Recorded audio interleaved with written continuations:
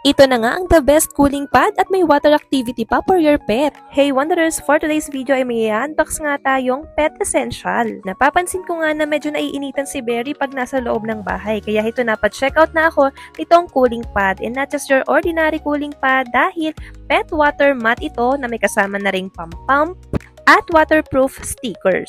Itong pinakamalaki or large size na nga yung in-order ko dahil para makaikot-ikot pa din si Berry. And nagulat ako dahil ganito pala kalaki yung large size. Parang kiddie pool na. Huy, magpagulong-gulong man siya dito ay caring-carry lang. Yung unang layer nga lang yung lalagyan mo ng hangin and ganito na siya.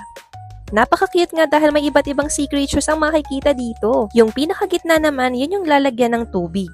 Take note, 30% lang na tubig yung kailangan nating i-fill dito. And sa lahat nga kami natuwa dito kasi ang ganda naman talaga. Matibay at made from quality material din. Ayan, komportable na rin si Berry at hindi na siya maiinitan. Hindi na rin maboboard dahil tingnan nyo naman yung water activity na pwede niyang gawin dito. Nakakatuwa na meron din mga isda, mga starfish na palutang-lutang. Oh, komportable na mag-e-enjoy pa ang inyong mga pets. So alam nyo na, iwan ko na lang dyan yung link